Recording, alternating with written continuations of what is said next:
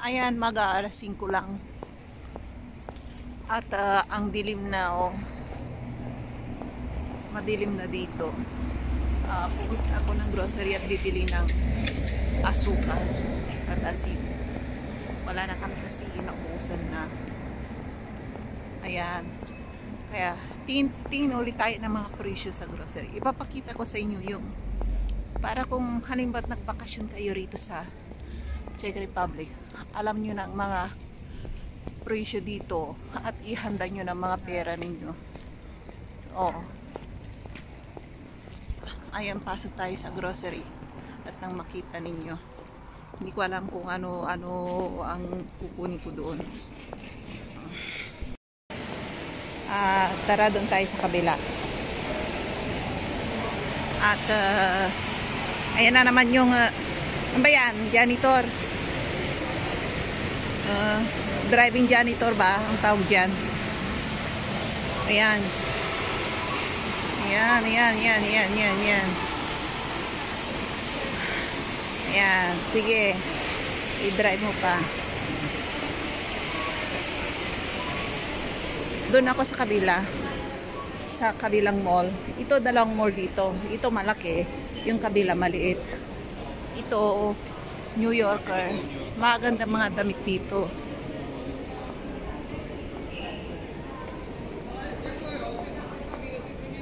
Ilan kaya ang supermarket dito? Marami sa gilid ng city na to. Maraming supermarket dito. Tingnan nyo ang mga tao dito. Oh. Ang gaganda ng mga suot. Mga pang-milyonarya mga suot-suot. Kala mo kung aatin ang mga kasalan. Ayan. Kaya kailangan kapag labas kayo rito or pumunta kayo sa Czech Republic or any Europe, magdamit kayo ng magagandang jacket kasi kapag pangit ng mga damit niyo kapag pumasok kayo sa supermarket or di kayo mga restaurant, pinagtitinginan kayo kahit nawawala pa naman kayong pera, kahit nasikanhan na yung damit nyong dala, isuot nyo lang basta't suotin yung maganda. Tapos ayan, ganito sa gabi dito. Kapag walang ulan, maraming tao. Kapag tagis, no, alam nyo rito, grabe, halos di ka makadaan dito kasi slippery ba, madulas. Tara, dito tayo. Dito tayo sa Tita. Tita is lahat ay parang bilihan ng parang butik ba, bilihan ng makeup, lahat makeup at mga pampers, ganyan, mga napkin, tissue, ganyan lang yan. Walang mga meat na dinadala rito ay binibinta. Ano lang yun, mga makeup, mga branded na makeup, tsaka mga ganito, mga tinda rito sa Tita na to. Hindi kagaya ng supermarket, lahat may tinda. Ayan. Ayan.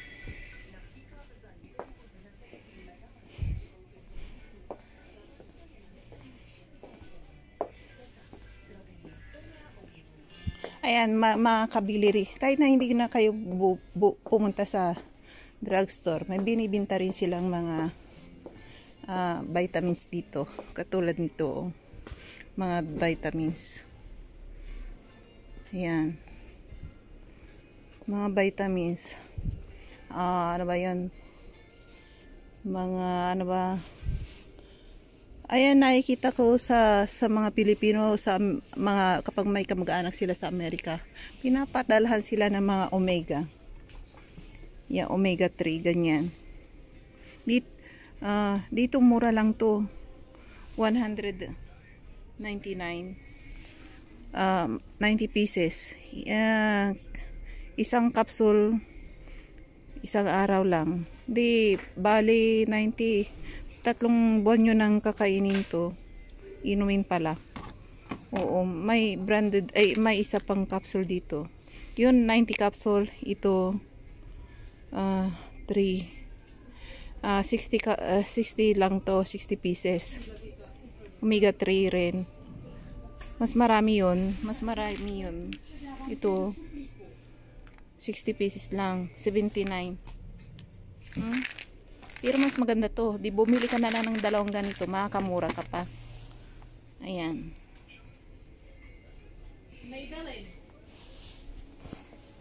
Nakasubukan ko na to. Kumain. Katapos mong kumain ng hininga mo parang sardinas. Oo. Para kang yung kumain ka ba naman, ang lansa. Malansa sa hininga at saka sa bunganga. Kapag kinain mo para kang kumain ng isda. Yun nga lang ang kaibahan niyan kapag kumain ka. Yung hininga mo amoy isda. Ayan. Sa mga kumakain ng omega 3 dyan, hello sa inyo. Yung side effect ng hininga nito, amoy isda. Ayan. Ayan.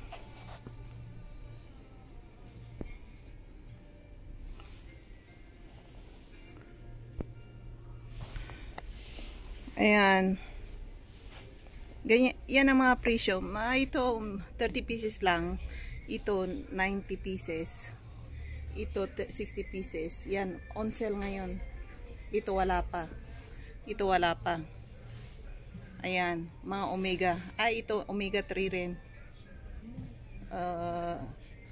Medyo mahal to. 90 pieces din. Medyo mahal. Ayan, yun nga lang pinapakita kong presyo. Hindi ko mabasahin ko yung video ko tatagal pa. Kaya kayo nang bahalang tumingin sa Google kung anong mga epekto niyan. Yung side effect nga lang, yung yung amoy isda ang hininga mo. Yun nga lang. Ayan. Bango-bango ng tinapay sa bakery. Nakakagutom. Parang fresh na bake na tinapay. Sarap. Makabili nga ng tinapay. Kaya ang agahan ko bukas. Mas masarap agahan sa umaga yung fresh na fresh. Kaso nga lang nakakatamad. Pumunta pa ng bakery. Ang lamig kasi. Ayan. Tara. Tingin tayo. Tingin tayo ng mga tinapay. Ayan. Tingin tayo ng mga presyo ng toast bread. Kung magkakano. Ito, isang buong ganito. Ang name. 57.92 crowns. Convert to piso, mga 120 na yan or 110. Hindi ko pa alam kung magkano convert. Medyo pa to, ganito lang kalaki. Ito, parehas. Ito malaki, may discount. 750 grams to. 52 dati. 49 na lang. Pero mas malaki to. Maganda. Mas maganda to. Mas maganda. Ito ang binibili namin sa bahay. Toast bread. Pag nilagay mo sa refrigerator, kahit isang buwan sa refrigerator, hindi nasisira. Ito, ibang kulay naman to. Medyo brown ang kulay. Whole meal. Ayan, super soft. Ito, puti ito na kulay. Iyan. Brown, ibang kulay. Pero ang gustong-gusto namin, ito. Ayan, mga tinapay. Ito kalahati lang. Kalahati nito. Ganito lang. Mas mahal, 31. Mas maganda, bilhin mo na lang yung malaki. Ayan. Kalahati rin to. 31 to. Wah, ito hindi pa walang sell. Kalahati lang to nito. Ang mahal. Ito 31. Ibang shape naman nito. Ibang shape. Ayan, ibang shape. Ayan, ibang shape niyan.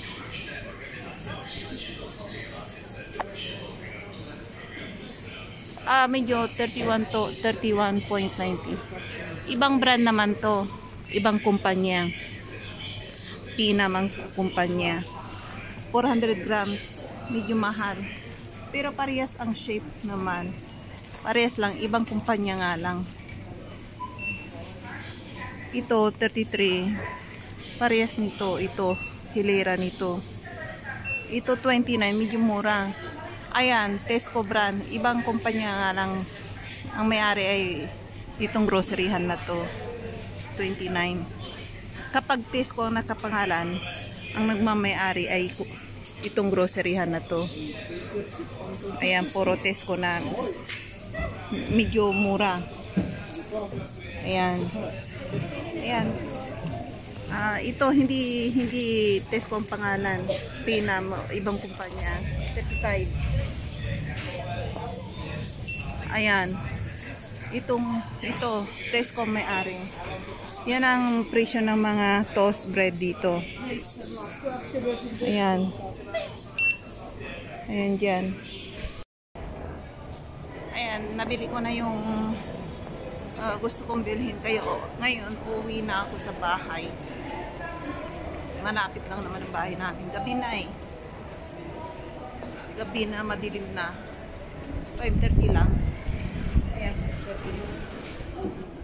Maybe 6 na oh. Ayan, madilim na. Ang daming tao ngayon. Maraming tao ngayon. May ano kasi doon sa yung doon mga student. Parang may ano ba yun? May gatherings na ginagawa doon. Marami. Ang daming student yan. Mga university. Yan oh. Naka-gown sila lahat. At nakanekta yung mga lalaki. Ayan. Ayan dyan sa taas. Yung mga ilaw. Ayan. Uwi na tayo. Gabi na ako, madilim na. Iba ng kulay kung ulit. Naging yellow na ako.